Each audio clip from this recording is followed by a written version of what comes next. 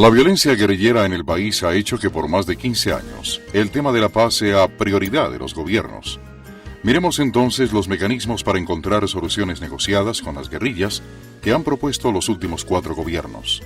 El gobierno de Julio César Turbay Ayala, desde que se inició en agosto de 1978, fue retado por el avance de la guerrilla y en particular de grupos que apelaban al terrorismo. El M-19 elevó el nivel de la confrontación desde el inicio de este cuatrienio. Al mes de haberse posesionado el presidente Turbay, fue asesinado por un grupo terrorista, el exministro de gobierno saliente Rafael Pardo Huelvas. Había salido de su cargo un mes antes, en el que acompañó al presidente Alfonso López Miquelsen. A principio de este mes de septiembre del 78, el gobierno había expedido, por facultades de estado de sitio, un rígido conjunto de legislación antisubversiva que se llamó el Estatuto de Seguridad. Al final de este año se efectuó por parte del M-19 una espectacular acción al penetrar a un arsenal militar en Bogotá, el Cantón Norte, y sacar de allí alrededor de 5.000 armas a través de un túnel excavado por debajo de la calle. Al poco tiempo, el ejército recuperó la mayor parte del arsenal robado y capturó un gran número de miembros del M-19, pero el desafío de la guerrilla había sido significativo. El 27 de febrero de 1980, a mediodía, un comando de 16 miembros del M-19 se tomó la embajada de la República Dominicana en Bogotá en medio de una recepción diplomática con motivo del aniversario de la independencia de este país. La toma de rehenes de la embajada dominicana se prolongó por 61 días. El 27 de mayo de 1980 se terminó la ocupación gracias a las arduas negociaciones de las cuales Turbay se sentía satisfecho, ya que la toma se había resuelto sin soltar a los presos y sin pagar el dinero que pedían. Pero el M-19 logró una descomunal publicidad. Orientó su esfuerzo a denunciar la violación de derechos humanos en el país y empezó a lanzar una propuesta de 4 puntos. Levantamiento del estado de sitio y del estatuto de seguridad, de diálogo nacional y de amnistía general a los presos políticos. Al abrirse las sesiones del Congreso, el 20 de julio de 1980, el gobierno del presidente Turbay presentó un proyecto de ley para conceder una amnistía condicionada, la que exigía la presentación de quienes se quisieran acoger esta figura y no se extendía a quienes estaban a cargo de la justicia penal militar. Era una hábil salida del gobierno de Turbay, que buscaba ofrecer una solución intermedia a la exigencia de una amnistía general y a la vez presentaba una faceta tolerante por parte del Ejecutivo que se había caracterizado por la dureza con que enfrentaba la subversión. La amnistía fue un tema de amplia discusión, pública, parlamentaria, y también fue ocasión para que el M-19 la aprovechara publicitariamente para ventilar su propuesta de diálogo, a la vez que rechazaba la amnistía condicionada. Jaime Bateman, comandante del M-19, ofreció en una entrevista que su grupo estaría dispuesto a legalizar sus acciones si se aprobaba una amnistía general, además del levantamiento del estado de sitio. La ley se aprobó de forma condicionada. El M-19, tal como lo había amenazado, elevó sus acciones armadas y realizó operaciones militares amplias en el sur del país, en el Caquetá, en Nariño, en la frontera con el Ecuador y en el Chocó. La ley de amnistía establecía un plazo de 4 meses, dentro de los cuales quien quisiera acogerse a ella debería presentarse a las autoridades. Se venció este plazo sin que se hubiera acogido ningún alzado en armas. Era un fracaso para la propuesta gubernamental, pero también se marcaba con este el final de un procedimiento que había sido el instrumento por excelencia de la pacificación en Colombia en momentos de convulsión. Durante la violencia de los 50, la expedición de amnistías había significado el mecanismo para que los alzados en armas se reincorporaran a la vida civil. El fracaso de la propuesta de amnistía conllevó a que a julio de 1981 la violencia se multiplicara. En ese mes se presentaron solicitudes por abrir el diálogo. Carlos Lleras propuso la creación de una comisión no gubernamental de paz que se encargara de establecer contactos, estudiar la situación y formular recomendaciones al gobierno. La propuesta de Lleras fue atendida por el presidente Turbay, quien conformó el 8 de octubre, por medio de un decreto de estado de sitio, la Comisión de Paz y designó al expresidente Lleras para presidirla. La comisión conformada sesionó durante varios meses y presentó al presidente un concienzudo informe con varias recomendaciones. Entre ellas se destacaban la propuesta de reglamentar el artículo 28 de la Constitución, que permitía la retención de personas en orden judicial hasta por 30 días. Recomendaba también que se intentara una nueva amnistía y que se pudieran discutir las recomendaciones de la Comisión con comandantes de la guerrilla. A esta última propuesta se opuso el gobierno, lo mismo que el Ministerio de Defensa y el Directorio Conservador. Desde el día de su posesión, Belisario Betancur le dio a la paz la mayor importancia. La volvió la prioridad de su gobierno. Así lo anunció en su discurso de posesión el 7 de agosto de 1982 ante el país y ante el Congreso. A los pocos días integró la Comisión de Paz, una nueva comisión que se creó también por decreto, pues la que había formado el gobierno del presidente Turbay había renunciado y este mecanismo se había extinguido. Sin embargo, Betancur volvió a pedirle al expresidente Carlos Lleras que la presidiera. De nuevo, el estadista liberal aceptó esta responsabilidad. La comisión tenía varias funciones: dar cabida, expresión y respuestas suficientes a las nuevas realidades, fuerzas y demandas generadas en los avances de la nación, mejoramiento de la justicia y la seguridad de los ciudadanos, tutela de los derechos de la comunidad y vigilancia a la acción del gasto público para lograr el avance económico, entre otras. La amnistía se aprobó como la Ley 35 de 1982 y cobijaba a todos los autores, cómplices o encubridores de los delitos de rebelión, sedición y asonada cometidos antes del 20 de noviembre de 1982. Era claro que la intención de la ley era amnistiar los delitos políticos. La amnistía fue un punto de fricción entre el gobierno civil y las fuerzas militares, y el manejo en general de la paz también fue otro tema de fondo. Los militares se sintieron sorprendidos con la propuesta inicial de Betancur y estuvieron pacientemente a la expectativa durante las primeras sesiones de la Comisión de Paz. Pero ya en enero, 6 meses después de la creación de la Comisión de Paz, se empezaron a manifestar con su inconformidad públicamente.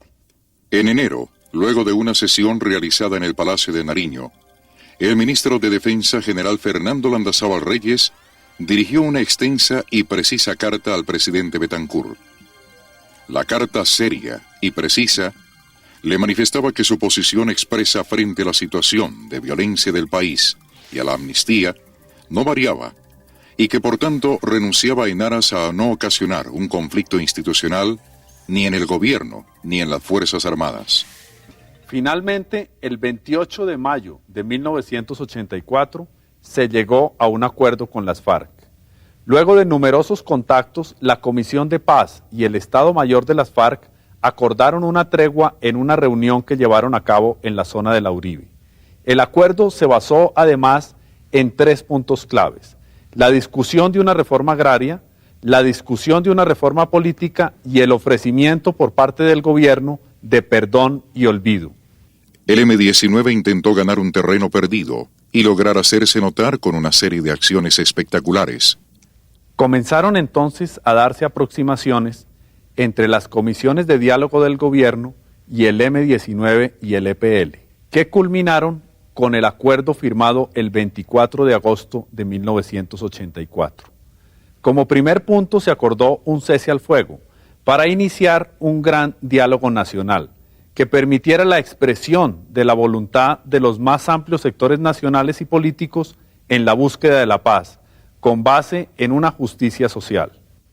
Se iniciaron también las comisiones de verificación para supervisar el cumplimiento de los acuerdos, tanto el del M-19 y el EPL como el de las FARC. Estas comisiones de verificación, que en varios casos eran de carácter regional, se desplazaban a los sitios de conflicto y determinaban las responsabilidades de los hechos producidos durante la tregua.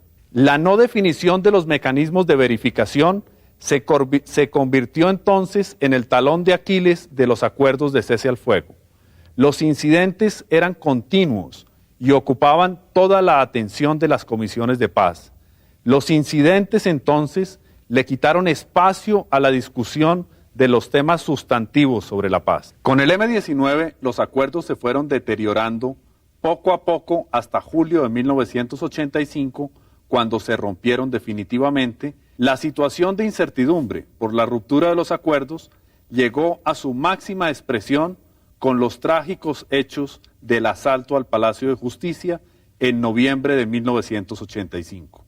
En su más osada acción, un comando especial del M-19 se tomó las instalaciones del Palacio de Justicia, tomando como rehenes a magistrados y empleados de la rama judicial.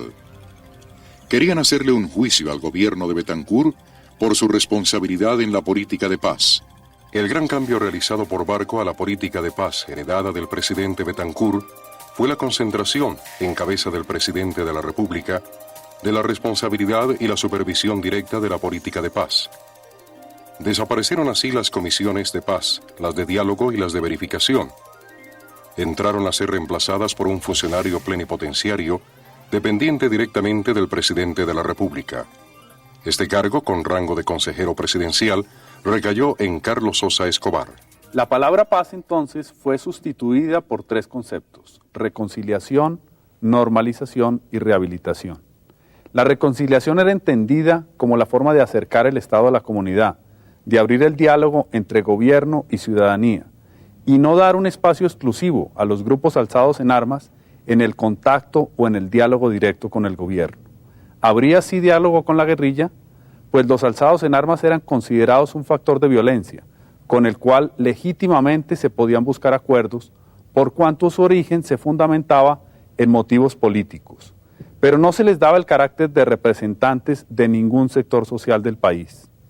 Normalización se entendía como la forma de reivindicar los cauces institucionales como los normales o los usuales en una democracia para tramitar las diferencias políticas e ideológicas. Se trataba entonces de crear un clima de tolerancia política y de canalizar así las protestas pacíficas, abrir la discusión y el espacio al debate sobre los cambios que necesitaba el país.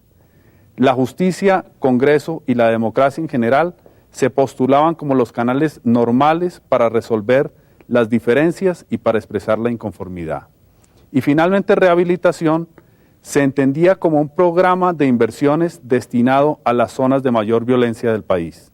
El esfuerzo inicial del equipo de la naciente Consejería Presidencial para la Paz estuvo concentrado en replantear esta nueva política y reactivar la negociación con las FARC, que estaba vigente, pero con la idea de que tuviera alcance con todas las guerrillas. Las FARC estaban fortalecidas, tenían múltiples concesiones, entre ellas un enlace radial directo con la Presidencia de la República, el teléfono rojo, y una presencia deliberante activa en muchos asuntos de la vida nacional. El nuevo equipo de gobierno inició los contactos directos con el secretariado de las FARC. Hubo numerosas visitas a Casa Verde, que era un campamento desmilitarizado que se había establecido desde los acuerdos de la Uribe. Era una especie de capital de las FARC. Estas reuniones permitieron exponer por parte del gobierno unos criterios más claros y enérgicos que marcaban un evidente contraste con la política de Betancur. Sin embargo, estas visitas eran marcadas por acciones aisladas y violentas de las FARC contra las Fuerzas Armadas. Los diálogos se vinieron deteriorando hasta que llegaron a su culminación con una emboscada a una columna militar en San Vicente del Caguán, en el Caquetá. El 29 de mayo de 1988, el M-19 secuestró a Álvaro Gómez. La negociación para su liberación se basó en 11 peticiones por parte del grupo guerrillero, entre las que estaba la de realizar una gran cumbre con todos los sectores de la sociedad y un cese bilateral al fuego por 60 días. Finalmente se decidió que la llamada cumbre se realizara en Panamá. El 14 de julio, en la sede de la Nunciatura Apostólica del vecino país, se reunieron los integrantes del M-19, encabezados por Antonio Navarro Wolf, con una comisión de representantes enviados por diferentes sectores de la actividad nacional, entre ellos representantes de los gremios, de los partidos políticos, de las centrales obreras y de la Iglesia. La reunión culminó con el propósito de volver a hacer nuevos diálogos, pero esta vez en el país y con otros sectores. El M-19, por su parte, se comprometió a liberar a Álvaro Gómez. El gobierno decidió, por su parte, presentar al Congreso un proyecto de reforma constitucional y al mismo tiempo se trabajaba desde la iniciativa del plebiscito 6 meses atrás en la elaboración de un nuevo plan de paz. La iniciativa para la paz se basó en el desarrollo de 3 fases. 1. Distensión. Los grupos guerrilleros deberán expresar la voluntad de paz. Después de esto se iniciarían los diálogos directos. Podrán nombrar voceros para participar en la reforma constitucional. 2. Transición. Se establecerán garantías reales y específicas, así como condiciones económicas de urgencia para reincorporar a los guerrilleros a la sociedad. Se establecerá la tregua territorial. 3. Incorporación. Se empezará a aplicar la ley de indulto aprobada por el Congreso a los grupos reincorporados. Se estimularán los derechos políticos. Con la vocería de Carlos Pizarro, el M-19 y los representantes directos del gobierno, en cabeza de la Consejería Presidencial para la Paz, comenzaron en enero de 1989 los diálogos directos.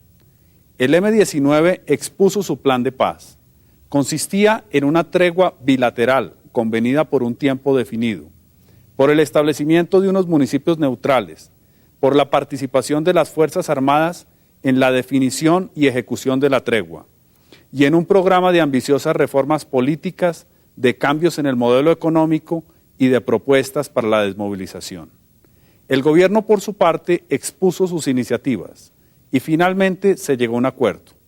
Se trataba de convocar a un diálogo directo a los representantes de los partidos políticos y a la coordinadora guerrillera Simón Bolívar.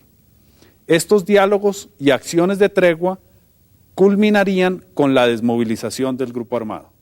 Las FARC rechazaron la iniciativa del M-19 y este anunció que continuaría con su propósito de la paz, aún perteneciendo a la coordinadora guerrillera e independientemente de la actitud que tomaran los integrantes de esta.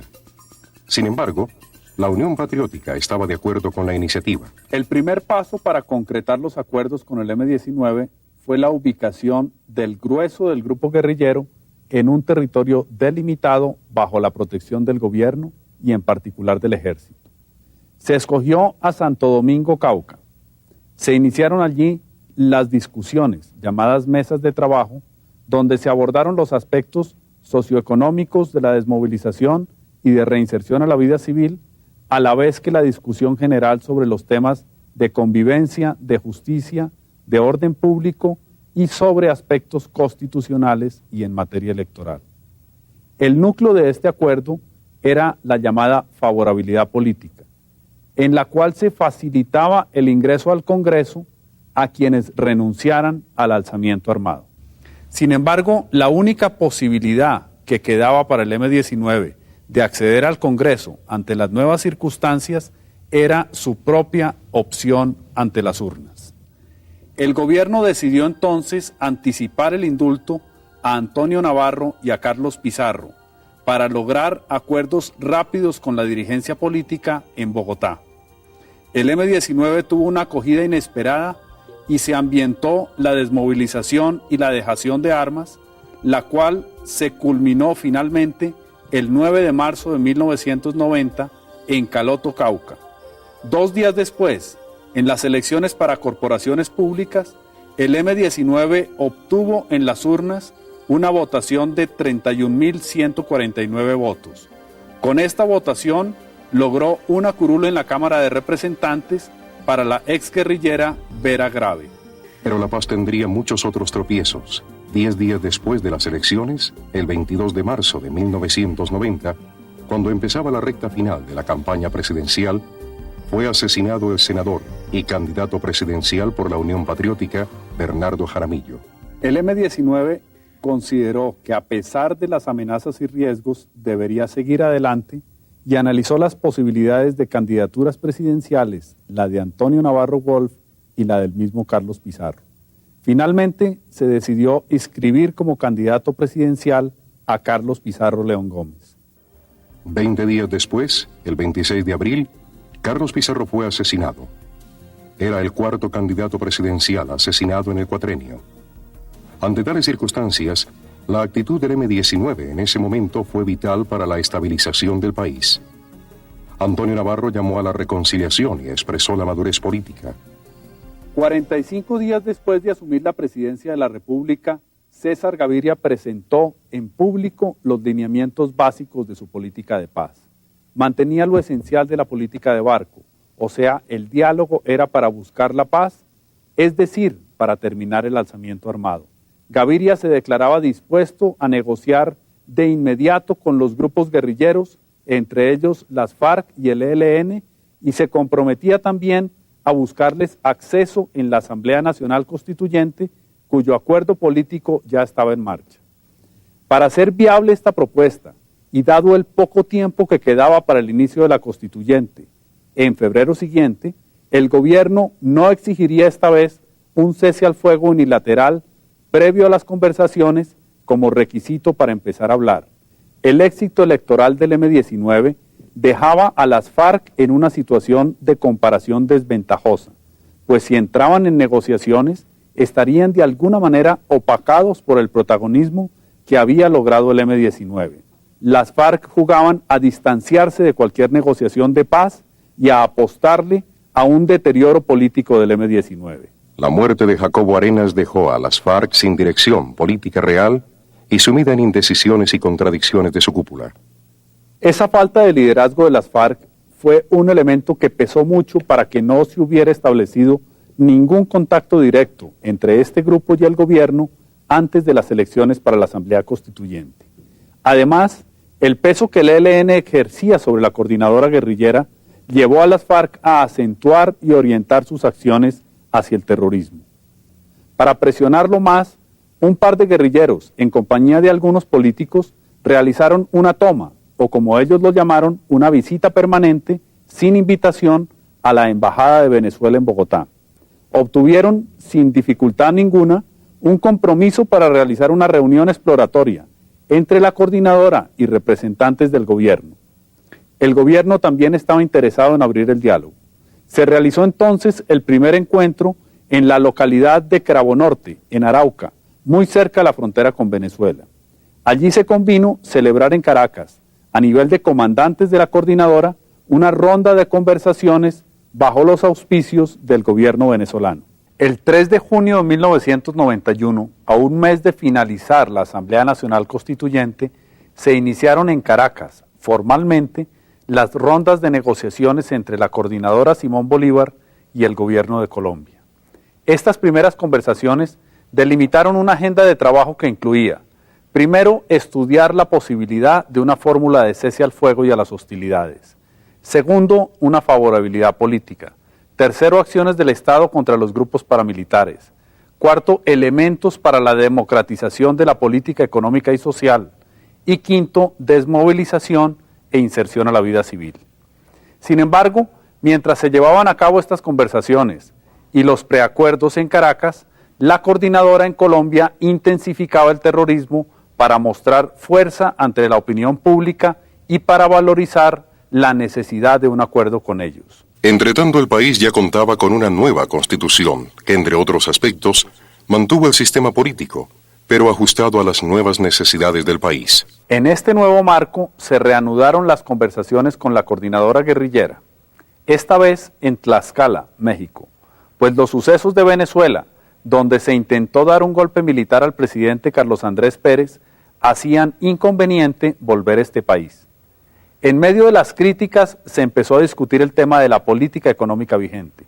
El gobierno envió a altos funcionarios del sector económico y pidió también la asistencia de dirigentes gremiales a las conversaciones.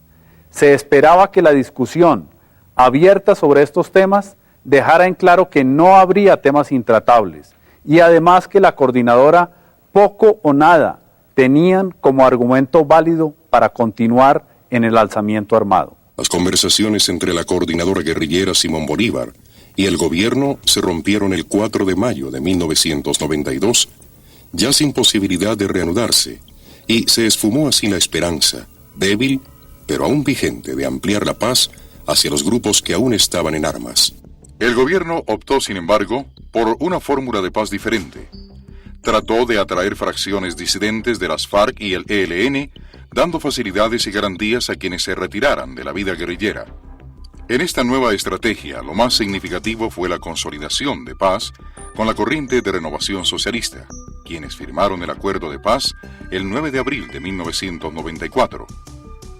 Paralelo a estas negociaciones, el gobierno inició en Medellín un proceso de paz con las milicias populares, transformándolas en organizaciones de vigilancia comunitaria. En estos últimos procesos termina el periodo de Gaviria.